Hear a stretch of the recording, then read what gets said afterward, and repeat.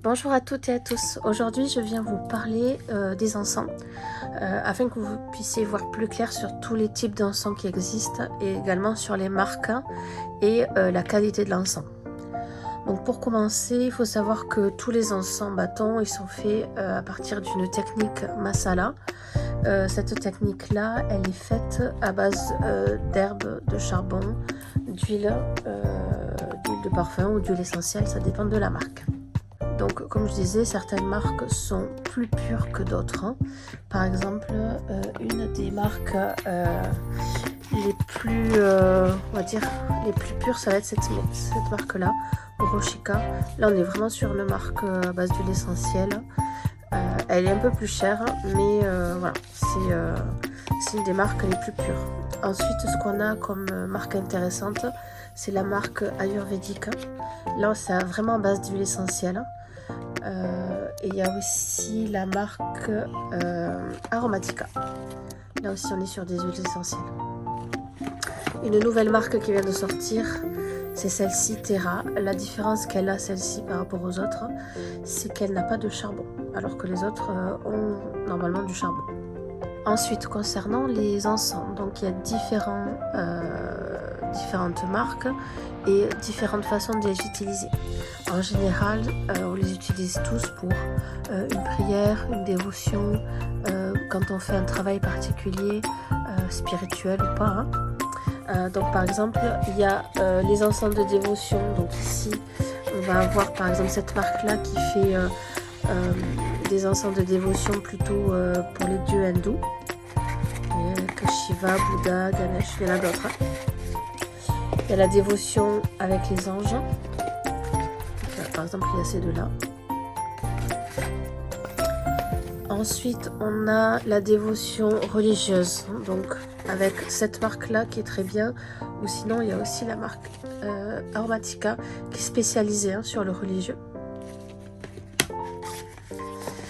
Après, on a les types d'encens comme ceci.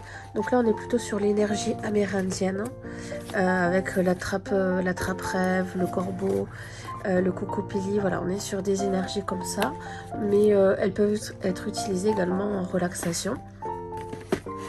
On a les encens classiques de méditation et de relaxation comme le Nakshampa, le musc, le traditionnel Ayurveda. Il y en a toute une flopée d'autres. Cette marque-là, Satya, chacune avec sa référence, mais quand même dans l'ordre général, c'est vraiment pour la relaxation. Ensuite, on a toute une catégorie d'encens comme ceci. Cette marque-là, avec la sauge blanche, sang de dragon, sauge palo santo, il y en a plein d'autres. Cela a visé plutôt nettoyage. Et enfin, il y a aussi ce type-là d'encens. Donc là, on est sur des encens plutôt nouveaux. Vous voyez, sur l'astrologie, les clés de la vérité, la lune, les tarots. Il y a également le Métatron, il y en a d'autres, la triade aussi. Là, on est plutôt, c'est des encens qui peuvent être utilisés quand on fait des travaux particuliers, des tirages de cartes. D'ailleurs, en parlant de tirage de cartes, il y a cet encens-là qui le fait également. Le petit plus de celui-ci, ça va être qu'ils offrent le petit porte-encens avec. Voilà. Et donc, il y a le tirage de cartes. Il y a la lune aussi, où ils offrent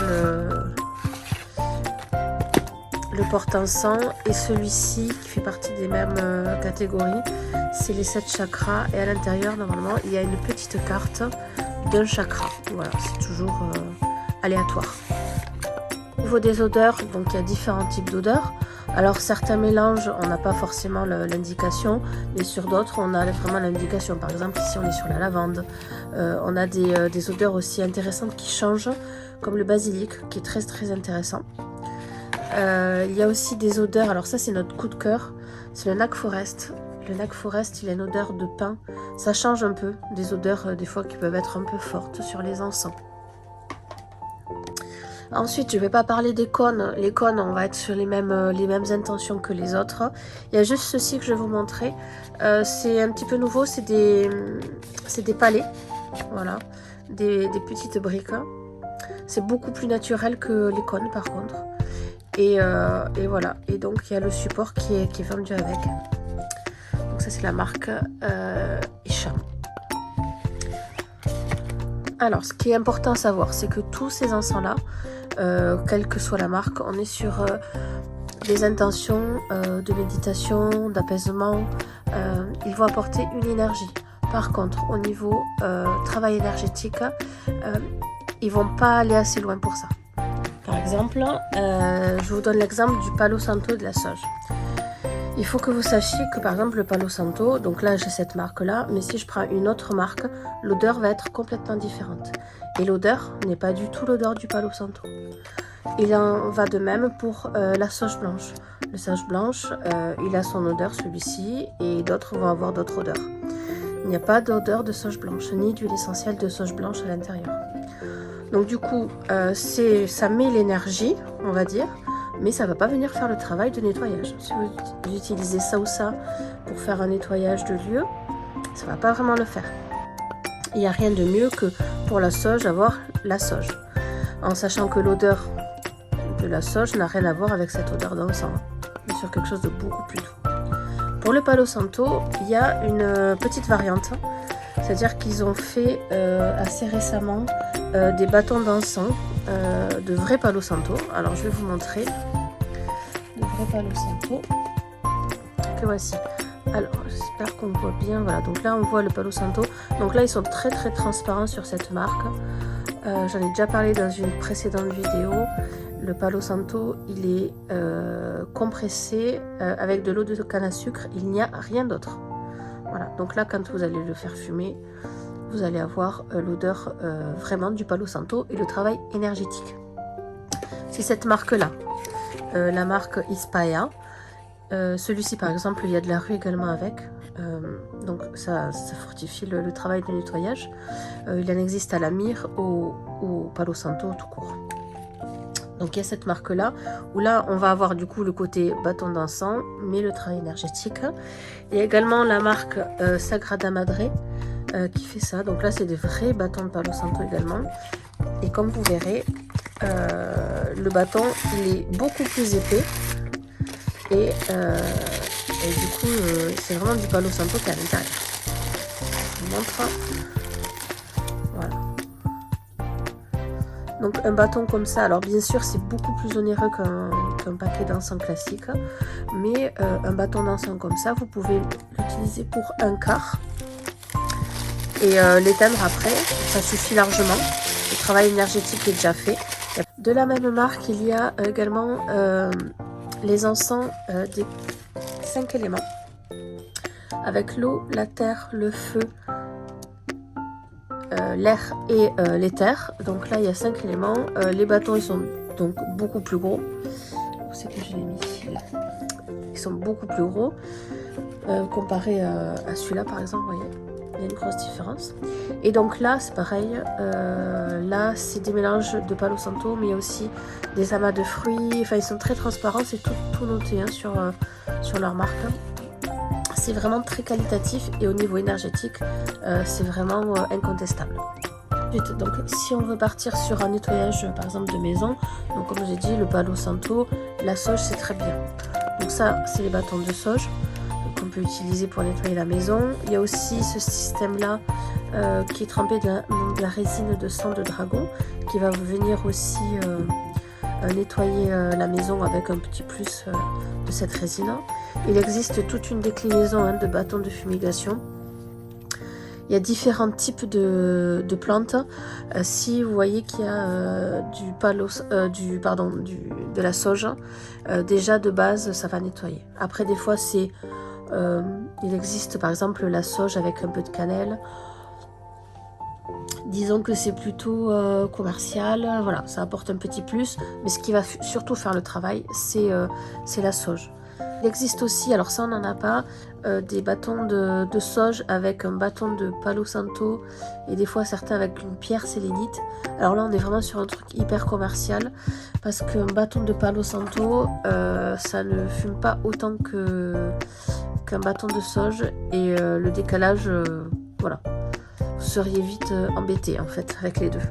Et pour finir, ce qu'on peut utiliser également, donc c'est avec les porte-encens où on met le charbon, c'est les encens grains. Donc dans notre deux exemples, là on a du camphre, du benjoin, donc ça c'est des véritables résines. On a plus de 70 résines différentes à la boutique, en sachant que ça c'est qu'une seule maison qui le fabrique. Ils le fabriquent de famille en famille au Portugal, et c'est des vrais encens, des vraies résines, hein, des arbres qui vont vraiment faire un travail énergétique sur le lieu. Donc ça peut être mélangé pour une intention particulière ou pour une ambiance particulière, mais le travail énergétique il est sans conteste.